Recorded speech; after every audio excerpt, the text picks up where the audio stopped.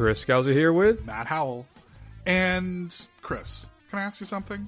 How do you feel about nuns? Are you pro-nun? Are you anti-nun? I'm apathetic to the whole nun thing. Really? I guess if that's your thing, then good for you. All right. Live your life, do what you do. I don't.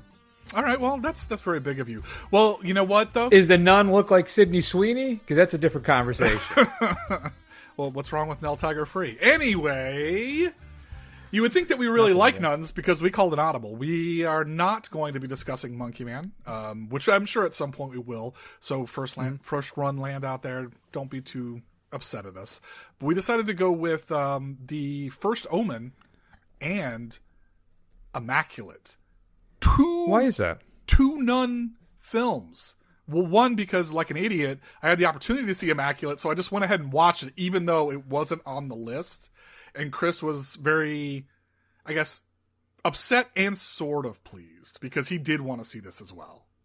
At some point, it just, the stars never aligned.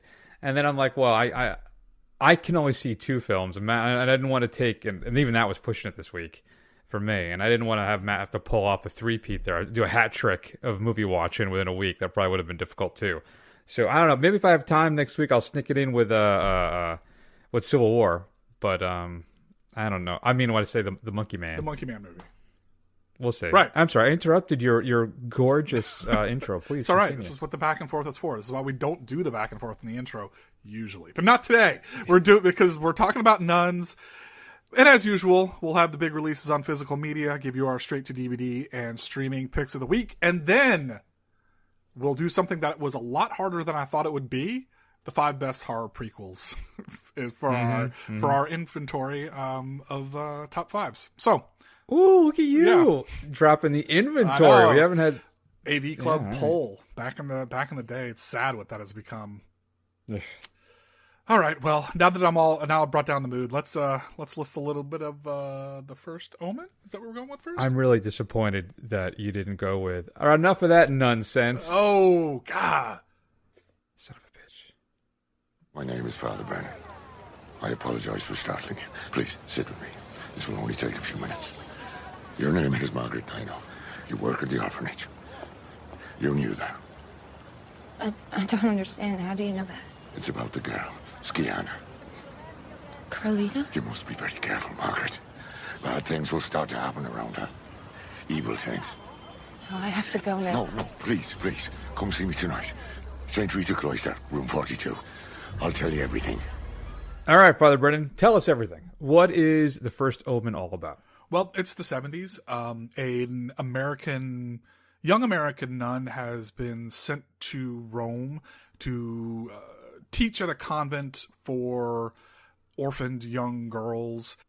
As we'll see as a running theme, there is trouble afoot in the convent with the Catholic Church because it seems like part of the Antichrist prophecy is about to come true. Yeah, no, I think that's about right. I was struck by how similar our films were in a certain vein, though I think we should avoid any kind of spoiler talk. I didn't realize, too, that, probably because I still haven't watched it yet, that Nell Tiger Free, clearly a made-up name. Now, granted, all names are made up, but this one was particularly in my face about it, and I almost feel insulted by it.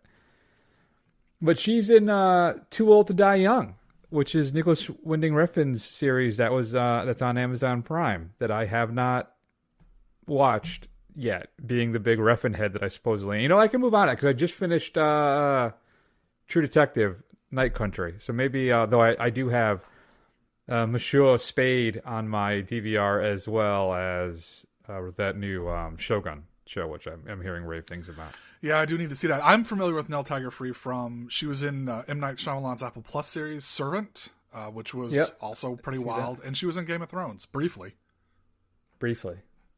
Most people are. Matt, the first Omen. How does it work for you as a prequel? And what are your... how does it work for you as a prequel? Does it reset? Does it get your, as you like to say, your juices flowing again for the Omen franchise? What are your thoughts? I don't think that's quite right, but it's close enough, so we'll let it slide. Honestly, did we need a prequel to the Omen? No. I mean, we really didn't need...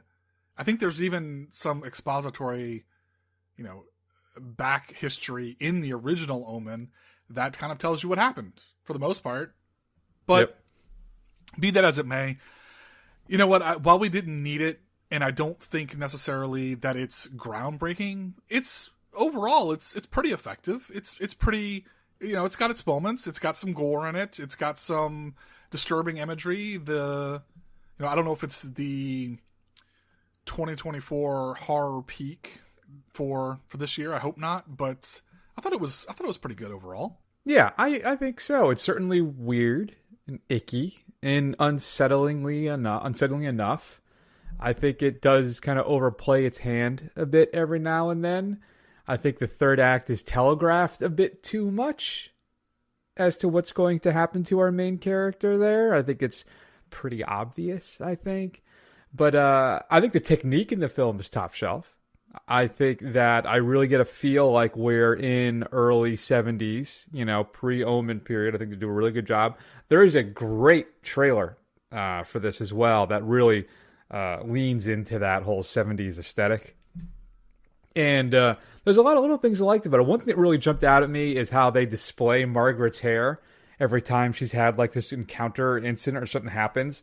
How it's just almost Medusa-esque kind of, long, like clumps of hair that streak out like the sun type of a thing. And there's a lot of great little specific touches that run throughout the film that I liked a lot. It stumbles for me a bit when it has to remind us that it's a prequel to the original film.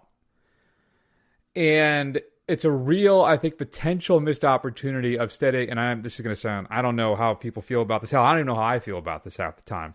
Of doing just a hard reboot and starting from scratch instead of trying to tie itself so intrinsically to the original film. Because we do get a picture of Gregory Peck, right? So we're clearly locking this in. I don't know. What do you think, Matt? Do you think it works better as a just a prequel? Because they do still set up a sequel, which I don't know if I'm of two minds of it. I'm curious of your opinion. Because I'm unsettled as if I would want to just, as I said, a hard reboot where we're just going to run this down again, or we're just going to do this vain offshoot instead and focusing on more of this particular story. What would you have preferred? I think I would have preferred the hard reboot. I think the ending is very Nick Fury in the end of Iron Man kind of thing. It's putting together a team. You know what? Although they could still do that. They could still do a hard reboot. I mean, if you just treat the Gregory Peck thing as like a fun little Easter egg, that could be, and just a wink and a nod and move on from there. I hesitate to see if they make a sequel of this and it's like truly not a hard reboot and it's supposed to be happening at the same time as the original Omen. I don't know how I'm going to feel about that. I don't think it's going to be as good as they would hope it to be. No, and I would say too, the Omen, the first film, Richard Donner's Omen, is, I think, really, really good. It is fantastic, and unfortunately, independent of that, I think this is one of the weakest horror franchises ever. The actual retry reboot of 2006 is just, it's a yawn. It's really bad and not engaging too. And I have an issue that there's a lot of franchises like when they tried to reboot, and maybe this will come up later, Amityville, right? That one, Ryan Reynolds, that is a really just unengaging, bad film. And this, for most part, this film, the first Omen works for me. Where do I fall down? On hard reboot or this kind of side story? I think I'd rather have let's just run it down again and see what we come up with. Because again, every time they try and really tie in the original film, it felt a little ham-fisted to me.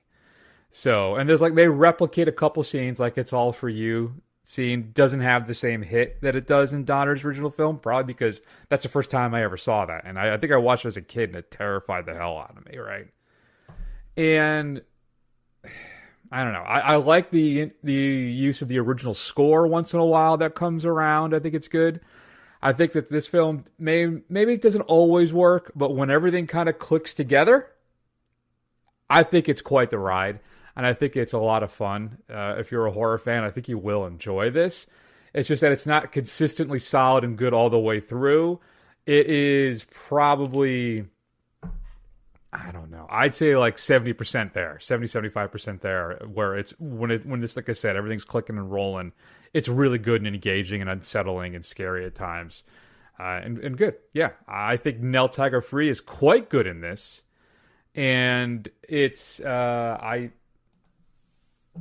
think the director really does a good job of keeping things humming along here nicely. And I think really added by Free's performance. I don't think it would have worked as well if she didn't deliver the performance she does in this film. In the end, I think, Matt, for me, the first Omen, I think it did its job.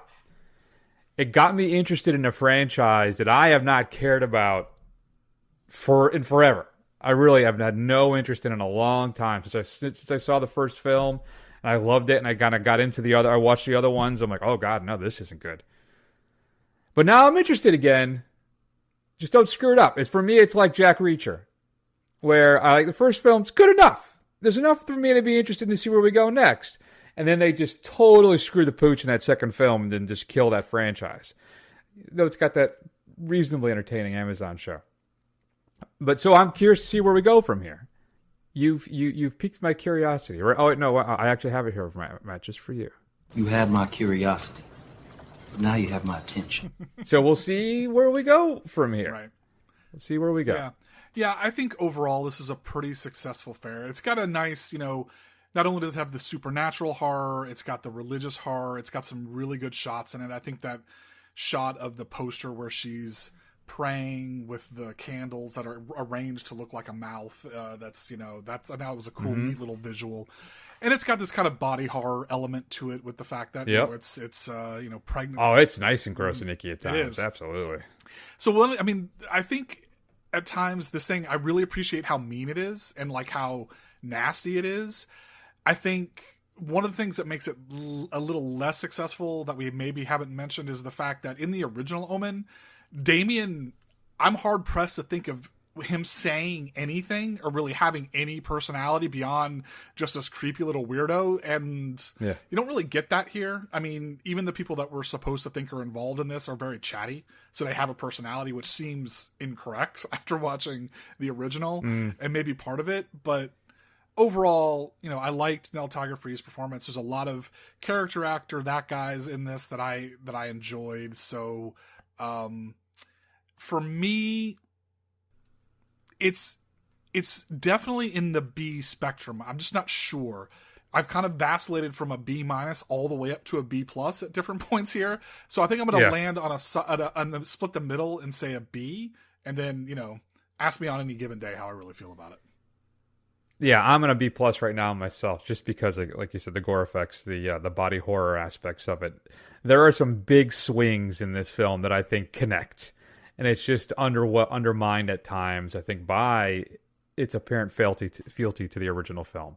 Which is a weird thing to say, but it seems to hold it back just a little bit from transcending into like this really just disturbing, unsettling whole thing. Because remember, we're making an Omen film. Don't forget that. So, but still, yeah, like I said, did its job. I'm interested in the next film. So we'll see what happens next with that. Good times, man. The first Omen. I was surprised I enjoyed it. I'd heard a lot of great things about it, so I didn't want to get too worked up and get my expectations too raised, but it seemed to work. I had a really rough experience at the theater with it, though. I had two relatively bad screenings. With Immaculate, I'll talk about that there. But with this one, I had a gentleman probably had some kind of, and I don't want to pick on him because I feel bad. I'm sure I'm chasing this down at some point.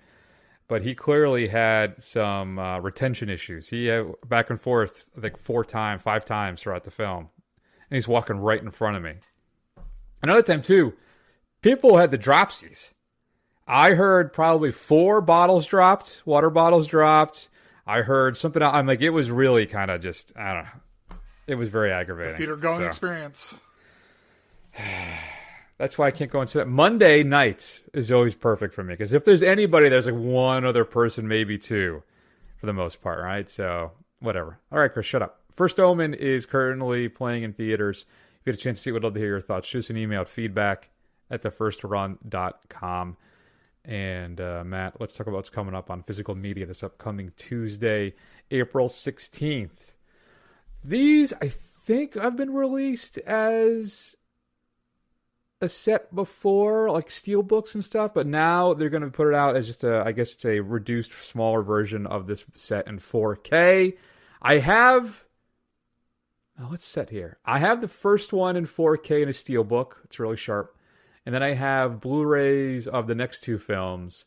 And I think that's it for me for physical media. I'll have to check in on Matt where he is in this series.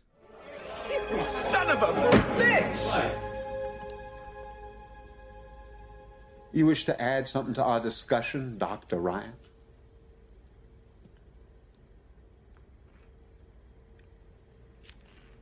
Well, sir, I was just thinking that perhaps there's another possibility we might consider. Ramius might be trying to defect. Do you mean to suggest that this man has Proceed, Mr. Ryan.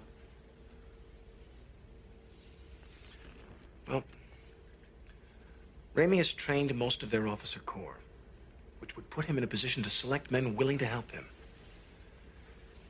But he's not Russian. He's Lithuanian by birth, raised by his paternal grandfather, a fisherman. He has no children, no ties to leave behind. And today is the first anniversary of his wife's death. Oh, come on. You're just an analyst. What can you possibly know what goes on in this mine? I know Ramius, General. He's nearly a legend in the submarine community. He's been a maverick his entire career. I actually met him once at an embassy dinner. Have you ever met Captain Ramius, General? Damn. Matt, that, of course, is a clip from The Hunt for Red October. So all the Jack Ryan films are being released in a 4K set. I think this may be a reissue because of the fact that they're putting out all the Jack Ryan Amazon shows. That show has run its course. 3 seasons? And you can buy a box set of that as well. Now, I confess, I watched the first Jack Ryan season with Krasinski. It's fine. Not enough for me to get all souped up and watch the rest of them. So, but yeah, where are you in the physical media component of the Jack Ryan I don't think I have any of them except in DVD, and it would only be the first 3. So I didn't get like Some of All Fears, Affleck's entry, or the Chris Pine entry, which I don't even remember the name of. But I do have Hunt for Red October, Clear and Present Danger, and Patriot Games. Yeah, so that would be Shadow Recruit is the Pine version. But yeah, I had all 3 on DVD, then I had all 3 on Blu-ray, and now I just have Red October in 4K, and the other 2 in blue. And that's my physical media collection for those. All right, so that's coming out in 4K, Matt. And then what else do we have coming up? Let's count them down. Oh, I didn't fix them! Son of a... Number 5! Oh boy, I didn't fix them. Number 5 is Affliction from Shout Factory. It's just Paul Schrader's film. James Coburn won an Academy Award for this. Nick Nolte was nominated, as was Sissy Spacek. And this is about when an event shatter Matt, a quiet small town. Wade Whitehouse, played by Nolte, with the aid of his new girlfriend, Spacek, is forced to confront his past and re-examine his life. Determined to fill the emptiness, he must either stand tall against his childhood demons or fall victim to his father's abusive ways. So there you go. I think we're good with 4, right? 4's good. 4's good. Kino Lorber is releasing on brand new 2K restorations of both Fletch films with Chevy Chase. You can get a Fletch and Fletch Lives, new audio commentary included on both of those as well. You know, I've been going back and forth on these. I think I want to get the first one at least. I remember really enjoying the first one. I can't remember if I've seen Fletch Lives. I don't but I will think I have either. But I will say, too, another shout-out for Confess Fletch. Matola's one version with John Hamm, which is a little sneaky little film that I absolutely loved from a couple years ago. I think 3 is broken, right? 3! Yeah, 3 is broken. I mean, here's the whole thing, Matt. Let me undo the whole thing. See if we can do that. Oh, it won't let me do it. Now it'll let me do it, right? Let's see what 3 really is. No, it won't let me do it. All right, let's move on, shall we? Let's not waste Matt's time. Workmeister Harmonies is being released by Criterion. A naive young man witnesses an escalation of violence in his small hometown following the arrival of a mysterious circus attraction. Brand new 4K restoration of that, supervised and approved by the director, Bela Tarr. A 1979 feature film that Tarr did called Family Nest is included in this as well as an interview with him, too. And actually, you know what, Matt? Once again, my numbering is off, so let's go ahead and jump right to number 1, so we don't have to worry about broken. There can be only one. High Noon is being released in 4K, the Gary Cooper classic. And the film upset John Wayne so much that he made Rio Bravo, because he thought people wouldn't desert their friend. If you haven't seen High Noon, it's great. Gary Cooper plays a small-town, little old Western sheriff, and someone's coming to kill him. And he's trying to get a whole bunch of people together, and everybody's like, oh, hell no, I ain't going to do it. And it's just up to him to face off the gang there. So brand new 4K restoration of the original camera negative. New audio commentaries included as well, and more. Matt, your streaming pick of the week, I'm going to go with Revenge of the Empire of the Apes. In the distant galaxy Achilles, it is a time of great descent and upheaval. Warring alien races fight for military and political superiority, Matt. Sabotage and assassinations are commonplace. The apes, a species spread through the stars to reduce their power and ensure their subjugation, seek to regain dominance through galaxy-wide rebellion.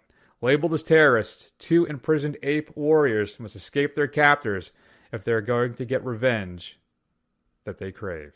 Matt, I wonder if it's like a B sci-fi film coming out just to coincide with the latest Planet of the Apes film. Could be. I don't know. Maybe. What should we be streaming this week? So, and it better be what I think it is.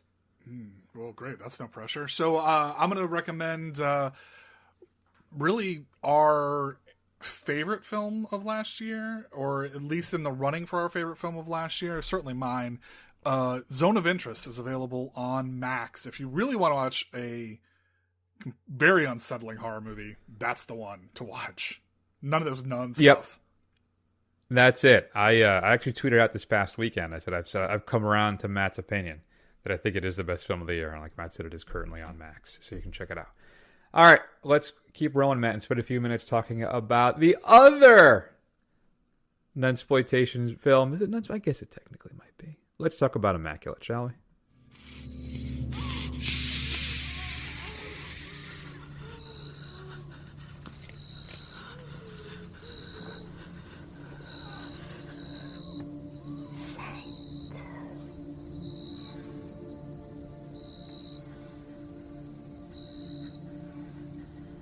Please help me.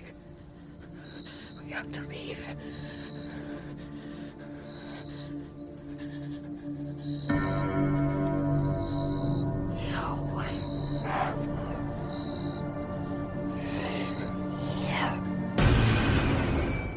Not a lot of clips available there, Matt, for Immaculate on the World Wide Web, unfortunately. So Sydney Sweeney plays Sister Mary. That's not correct. She's Sister Cecilia. And she worked at a church that had shut down due to a lack of attendance.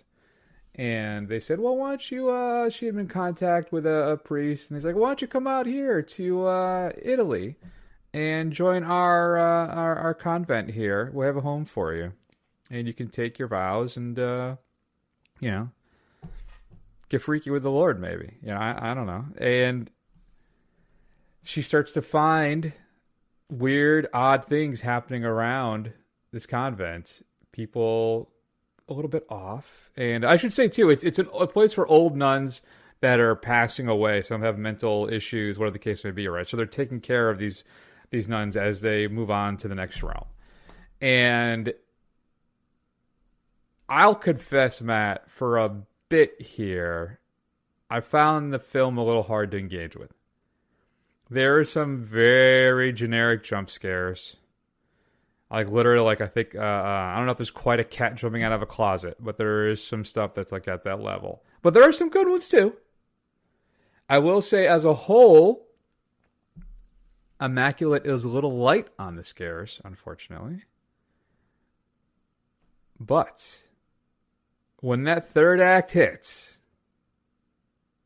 what are your thoughts on Immaculate? Okay, so do we need to be concerned about young American nuns in Italy? Just as a broad, is this something that we don't know about? Quite possibly. Yeah, it's very concerning. So any nuns... We got to stop nuns from going to Italy until we can figure out what the hell's going on. So any nuns who are listening to this show, if you get invited out to a convent in Italy, don't do it. because if these two films have led me to believe anything, that is a recipe for trouble. I 100% agree with everything that you said. I thought this was a little rote. Wasn't anything special. Like, I was wondering where this high praise was coming from. It was fine. You know, Sydney Sweeney didn't blow me away. If we're talking about the two primary nuns in our nun-a-thon here, I would go with Nell Tiger Free over Sydney Sweeney. But, like Chris said, when the third act hits, this thing goes effing off the rails. It like basically turns into, it's not quite Malignant levels of insane, but it's up there. You know, as far as nunsploitation films go, it kind of is pretty wild. And I enjoyed that a lot. I just don't know if it's enough to elevate the whole viewing experience. Now, I'm not saying I didn't enjoy myself, but I'm worried that I'm looking at the end, that last, 20, 30 minutes with rose-colored glasses, and that's coloring the rest of it. I think that's fine, and I think it's okay to do that. I think the ending of this film is that crazy and that strong that I think it's fine. That you should be willing to deal with the rather rote, unremarkable horror scare film or lack of scare film that we've seen, I don't know how many hundreds of times in our lives. But the ending is great. I just wish the rest of the film was as batshit nuts as that final third of the film was. And I will say, too, I think once we hit that point, I think Sweeney's climbing a mountain here. I think that she's able to turn it on, and I think she totally sells this thing by the time we hit that final part of the film. Before that, I'm kind of like, again, the whole film is generally unremarkable. There's some interesting images that they shoot. There's some interesting little things here and there, but some of the interaction she has with some of the other sisters, or one of them in particular that may be a little troubled, right? Okay, I've seen that before. That's fine. Oh, that's a little creepy. Okay. But you never really connect with the film until the film walks right up to you and then punches you in the mouth. And I think that's fine. I think that's good. And I think it's definitely worth checking out at least for that, Matt. And I want to avoid any kind of spoilery talk on this as well. So I think we should definitely do that. And again, I'm going to recommend you watch this. Just sit tight and wait. All right? Just enjoy it for what it is until. So I'm sitting at a B- right now for Immaculate. That's wild. That's what I'm giving it as well. I think if you had to choose between the two of the films we're talking about, I would definitely go the first Omen first. But this is enjoyable, and just hang in there. It'll pay off its dividends, and you'll appreciate it once you have that sweet insanity that you're seeing on the screen. Absolutely. And I want to say, too, my other issue viewing a film, there's a weird thing where it's happened to me a couple times, and it's always just punk kids at the theater. They walk in, the film's been running for half an hour. And they walk in, they're looking for seats, where they're going to go, all that kind of thing. So infuriating. And then the other problem, to add insult to injury, is AMC framed it like a box full of buttholes. So this film, it's not an insubstantial amount. There's just some subtitles in this because, again, they're in Italy, right? So you're going to get a little, what do they speak there? Latin, French, Spanish, German? There is some subtitles, maybe like 10% of the film, right, has subtitles. They cut it in half. They didn't frame it properly. Now, thankfully, it's in half, so we can still read what it is. But it's so infuriating. AMC, get your shit together. That's unacceptable. I gave up on worrying about matting years ago. I gave up on it. But at least frame it properly so we can see the goddamn subtitles. Gee, I cut you guys a lot of slack. I give you a bunch of money. Whatever. Just let me see the subtitles. Unencumbered, which is one of my favorite words. Matt, Immaculate is currently playing in theaters, though those screenings are running low, folks. It's been out for a few weeks now. So you may have to wait. I'm sure it'll hit streaming relatively soon. But if you had a chance to see Immaculate, we'd love to hear your thoughts. Shoot us an email at feedback@thefirstrun.com. I think that wraps up the nunsploitation portion of this week's show. Yes, it does. Does it for me? Let me look at my top 5. It does. I nary a nun going forward for me. Okay. So... I don't know. I think there might be a nun somewhere in my list. I got a priest in one of mine. I don't know if that counts. We'll find out. All right, so we'll spend a few minutes to talk about our 5 favorite horror prequels, inspired by, of course, the first Omen, and a great little article I read by Megan Navarro over at Bloody Disgusting as well. You should go check that out. So here's one that didn't quite make the cut for me. And you know why, you son of a bitch.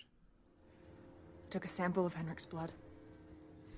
And I saw that the alien cells were still alive. They were alive, and they were copying Henrik's cells. Replicating them. Adam saw it too. Is that true? I don't know. I mean, I don't know what we saw. We saw something. I don't understand. What are you saying? That this thing can, and probably has, replicated a person.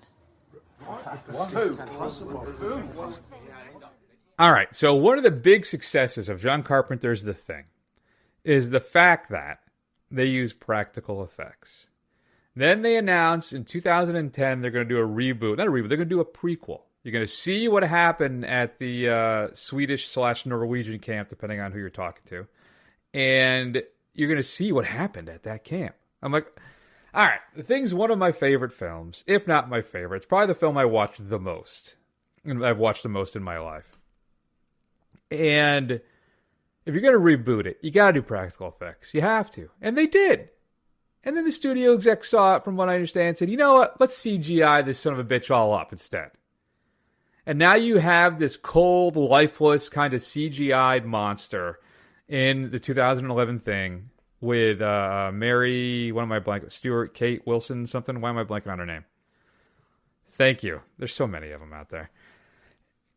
And it's frustrating because I think the components of that thing are there. That film could have worked. But the CGI monster is, and that just take you right out of it, and it just infuriates me. I'm waiting for somebody like Scream Factory or Synapse or Vinegar Syndrome or Second Sight, maybe our best bet, to get, because I believe they filmed it, to reassemble that film with the practical effects, include that as a bonus feature. I would pay you $50 for that set to watch it, like a deluxe set of that. I would do it. So that clear is a clip from, again, the 2011 prequel, The Thing. Not making my cut, you jerks. Matt, why don't you, do you want to go first or should I go first? You go first. Okay. My number 5 is going to be, I'm going to go with Paranormal Activity 3. Now, some people think 2 is a prequel. I don't really count it as a prequel because it happens like a week or two before the first one. This one, we get Katie, and I'm blanking on her sister's name, what happened to them as kids and why they're basically cursed at this point. It involves witches and a coven and sacrifices and all that kind of fun stuff. But one of the things about that film, and to this day I still think it was a brilliant decision. People have mocked me for it, but I still think it's great. Whereas they put the camera on an oscillating fan. I love that so much. I remember being in the theater going like, that is brilliant. Give that guy an Academy Award. I love that. And it still works. I think Paranormal Activity 3, I think for me, is still my favorite out of all of them. Though I will confess, I haven't seen, I think, the last 2. I haven't seen the one that was on like Hulu. I know definitively I haven't seen that one. I think I've seen the marked ones. I don't know. Regardless, Paranormal Activity 3, for that run, for the found footage films, it is up there. Really good. And as a prequel, it's very good. And I think it's the strongest film in the series. So that's my 5. Okay. All right. So then my number 5, then I know I'm stealing Chris's thunder, is going to be Ty West's Pearl. I struggled with this a little bit because I don't love it. And I don't know if it's just me being a contrarian, but when I really sit back and think about it, it is still, I think, a lot better than the first one. I think Mia Goth puts on a much better performance. I think there's a lot less of horror elements until the very end, but it really kind of, her performance in that really makes the film. And I think overall it is a much better entry than the first one, even though I did have some fun with X. Yeah, I almost did a drop the Jamesy clip on it because you mentioned Mia Goth, but I'm not going to do it. I'm going to be nice. Thank you. I was going to use Pearls. I'm a star as a stinger this week, but I think I've done that before, so I didn't do it. And are you ready? Are you sitting down? I'm ready. Honorable mention. Honorable mention. Wow. Okay. My number 4 is Trachtenberg's Prey, our Predator prequel. Now, is that a horror prequel? I think there's enough there to push it over the line to get me to a horror film. And I remember just being blown away by how great that film was. I was not expecting much. But now, after watching that movie, that's what I want to see now. I want to see a Predator in a Victorian era. I want to see a Predator like in Vietnam. I want to see a Predator in apartheid South Africa. I mean, I don't know, just the Mayans. I don't know. Give me something. I love the idea of that. And the casting is universally strong, including the dog. And just a great, probably my favorite sequel in the Predator franchise. Though I do have a weird affection for the Danny Glover one. But still, Prey is my 4. So my number 4 is Paranormal Activity 3. I agree with you. It is, I think, better than the first one. And I think the reason it's better is because, one, there's more. I think there's a little more money in it, and it's a little more competent. But I think it's really leans into the kind of supernatural element of it, and it gets pretty nasty when you got this whole idea of, kids in peril and the way it kind of ends, and all that stuff is pretty crazy when you kind of think about it. So I think when you take all of that together, I think it's a much better entry. Now, I have seen one of the later ones. And I honestly don't remember which one it is. Whichever one has the blonde girl in it, but that is the only thing I can remember of that film. But otherwise, I think it's probably the strongest entry in the series. There you go. I like to hear that.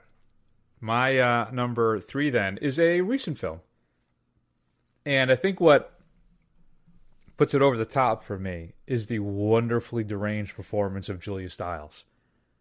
I'm going Orphan First Kill as my 3. I love the turn that film takes, man. I had no idea it was coming, and I just knocked me on my hinder, and I loved it. I'm a big fan of the first Orphan film. I've praised that movie a lot over the years on this show. Cannot wait for my new collector's edition Blu-ray to come in with that, and they just announced special features of it.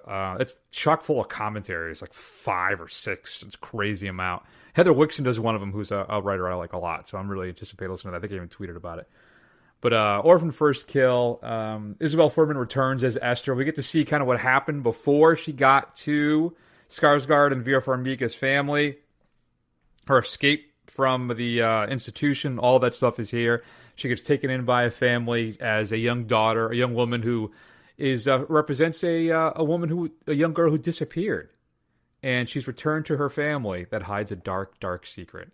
And it is a blast. So that's my 3. All right. That did not make my list. That is, so far, you've blown up my spot every time.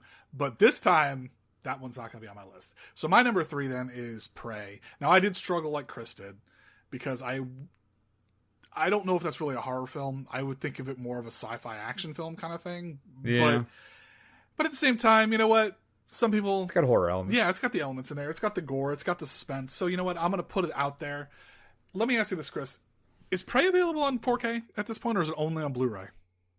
No, you can pick it up in 4K. Okay. I think it's just Steelbook. You're going to pay like $30 for it. It's been in my Amazon movies list since it came out. I'm waiting for it to get to like, I don't know, it'll ever get to $15, right. I hope, but I don't know. All right. Well, like Chris said, I think this is a, as much as they make horror sequels, I think this premise of just a predator in different times, in different cultures, is ripe for mining. I would love to see a Predator versus Vikings kind of thing. I think that'd be a lot of fun. But yes, hopefully the studios will get on board with that, and Hulu will give us some more. But I really enjoyed Prey a lot. Yeah, so it's not a Steelbook. It's just a standalone release, 4K. And a Blu-ray. I don't see digital copy. That's a swing and a miss. But still, $31. It's been that way since I put it, I think, in my wish list. So if I can get that down to $19.99, Amazon or whomever, I'll pull the trigger. But $30, I can't seem to do it. Where are we? I'm on number 2. All right. Number 2. This is easily probably the most disturbing film on my list. It is not because of the demonic possession. I think it's because of all the stuff happening around it. It is the best film in the this franchise, and this is one of the worst franchises in the history of horror. And part of the problem is that you can't copyright a town name, so you can make as many Amityville films as you want. Amityville 2: The Possession, written by Tommy Lee Edwards, who I love, came out in 1982, the best year in the history of cinema for my reasoning, my preference, or whatever the word I'm looking for is there.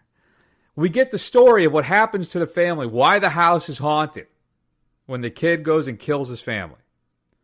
Why this film is so disturbing is because I guess part of the story is, now I think what the real story is, right, is this guy was a horrible father and he beat and tortured his kids, and his kids snapped and killed them and killed everybody, right? And then they I guess one of the defenses is that, well, no, it was possession. Anyway, there is a lot of disturbing stuff in this film. Probably the most is there's a rape scene of the father to the mother. The father played by Burt Young of Rocky fame, who abuses his kids, beats them. And then there is a incest scene between the son and the daughter.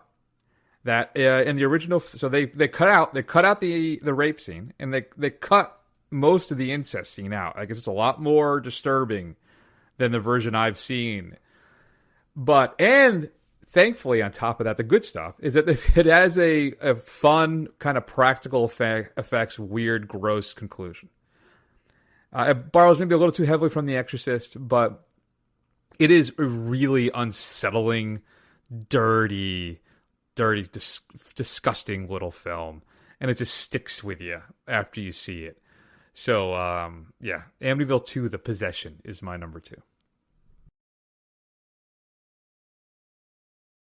It's something. It is weird and unsettling. It was directed by what's the guy's name? I think it's directed by the guy who did Burial Ground. He's an Italian horror film director, and you can it has those sensibilities to it too. It's just nice and sleazy and schlocky at times. So yeah, good stuff. All right. So then my number 2 then is a film that I've championed quite a bit on this show. And I'm starting to become like a broken record, and I gotta maybe I gotta put it into my own personal vault. But this is a film in the Conjuring universe, the prequel to a god awful, no reason to exist film other than the fact that you have a creepy doll in it, and somehow Annabelle Creation, which is my number 2, should not work as well as it does, but it has some genuinely unnerving moments, like when the girl is in bed and her bedroom door opens, but it's too dark in the hall to see, and she's straining to see it, and then you hear something run in from the hall and then go under her bed. Scary as shit. that is some scary stuff, and it fits with the theme because there is a nun taking care of those orphans in this film, so we'll keep our nun streak alive. But Annabelle Creation, as underwhelming as most of the Conjuring films are, and kind of all of the rest of the broader universe of those films, is, I think, probably my favorite one. Even more, I think I enjoy it more than the original Conjuring. Interesting. Yeah, that's an honorable mention for me. I'm surprised. I won't say this other one that didn't show up. It has to be an honorable mention for you. My number 1 then is it on the dial? Is it 60% sci-fi, 40% horror? Maybe. But Ridley Scott's Prometheus, the prequel to the Alien universe, cinematic universe, is my number 1. Just, I guess, for the impregnation or the med beds kind of abortion scene with Naomi Rapace is one of the most disturbing, unsettling things I've seen on cinema in the last 10, 20 years. And also, too, when the thing goes down the guy's throat, wraps around his arm, breaks it, and then, lots of really deeply unsettling visuals in that film. And is it a little slow sometimes? Maybe, but overall, I've been a Prometheus defender from the beginning. I think it's very smart, very clever, and very, very disturbing. Yeah. So Prometheus is my one. Not my number one. It's an honorable mention. The only reason it didn't make my list, because like Prey, I kept going back and forth. Is that more sci-fi? But now that Chris is talking about it, it does have a really nasty sensibility to it that probably does put it into more of the horror genre. But we'll have a different number one. So would have made my list, honorable mention at this point. So my number one then is obviously the film that Chris alluded to is that's right, Mike Flanagan's Ouija Origins of Evil. Now, a prequel to a bad film about a Ouija board, right? Yes. Like, who in the hell thinks that this is going to be any good? But the wonderkind, if you will, of horror, or of PG-13 horror of Mike Flanagan with his Netflix shows and his movie about a haunted mirror, managed to pull this off yet again with Ouija Origin of Evil. And it is, again, a haunted house film that is creepy as all hell. Even though it's not very gory, it is very suspenseful. It gives you the creeps while you're watching it, and even the jump scares that are there are incredibly effective. So just by the sheer fact that this thing should not work as well as it does, it had to be my number one. Yeah, honorable mention for me as well. Ouija Origin of Evil has no right to be as good as it is, considering how bad that first film is. But like you said, a guy who can make a terrifying film about a mirror, I mean, yeah, he's got the goods, folks. So my honorable mentions, I think we've all been mentioned. Yeah. Pearl, Annabelle Creation, Ouija Origin of Evil, and then I guess I opened it up with The Thing, 2011. Yeah. I think the only one that I'll also throw in there that we haven't mentioned is Red Dragon. Now, it's nowhere near as good as Manhunter. Yeah. And, there's a lot not to like about it. I mean, Anthony Hopkins is very old in this, and Julianne Moore does her best, but she's not as good as I'm thinking of Hannibal for Julianne Moore. Yeah. But Ralph Fiennes as the dragon and God, why am I drawing a blank on his name, Chris? The Will Graham. Will Graham, yes. Yeah, Edward Norton's turn is that, but then of course you've also got that's a Ratner joint, though, isn't it? Red Dragon, isn't that a Ratner film? I don't know. It could be. I honestly have not been keeping up to date with Ratner joints as it is. But you know what? Guys should never work again. It's got Philip Seymour Hoffman doing a turn as well as the sleazy reporter. So the kind of tertiary pieces of this all kind of work for the most part. And I really think that it has its moments. Like, I think Ralph Fiennes does a really good job as a whacked out serial killer. No, you're right about that. I think he does. It's the rest of the film that I don't think is. Yeah, no, maybe. And Norton played Graham in that. I forgot. Yeah, that's right. Yeah, he did. Maybe I got to revisit that one. Good times. All right, folks, that's it. What's your favorite horror prequel? I'd love to hear your thoughts. Just an email at feedback@thefirstrun.com. Matt, what's coming up next week on The Big Shoe? Well, one of the big releases of the year. Another one drops as we get closer and closer to summer, but this is Alex Garland's Civil War, which should not be polarizing and have concerning audience members in the least. Yeah, I don't know if I want to look in more into this. He's been saying some really stupid stuff, and I'm trying to figure out how much I want to engage with that or not. What has he been saying? You mentioned that before, but I couldn't find anything. No, just more kind of run-of-the-mill, like, polarization is bad, and people, we got to come together, everybody, they're all both parties are the same type stuff, and we got to get past this, and nothing infuriates me more than anybody saying, oh, no, so they're both the same, what's it matter? They're not. They both suck, but they're just different levels of suckitude, and it's a big difference between the two. And also, too, I guess he said he's going to exit filmmaking now. I guess it's more like he's just going to switch to doing screenplays, so I don't think he wants to direct anymore, which would be disappointing. I mean, I still love Annihilation. I love all of his films. So we'll see how things turn out with Civil War. And yeah, that's going to be a fun episode too, because that'll basically be a live show for the most part, because I am traveling all next week for work. So I'm going to get home, we're going to record, and then just going to release that show, basically, is how that one's going to go. So enjoy that god-awful mess when that one drops in a week from Friday. In the meantime, you can check us out on Facebook, Twitter, Instagram, YouTube. Do a search for The First Run. Scroll. Eventually you'll find us. Head over to Apple Podcasts and give us a review. It'll help other people find the show. Head over to thefirstrun.com. You can find archives of all the old shows or report cards there. There's a little player. You can just start it up and start listening to these shows to your heart's content. And I guess that will be that. So we're going to go ahead and take an extended break. We love you all very much. And we will see you soon. See you about what? About a week? Sound good? Week? Yeah, week works.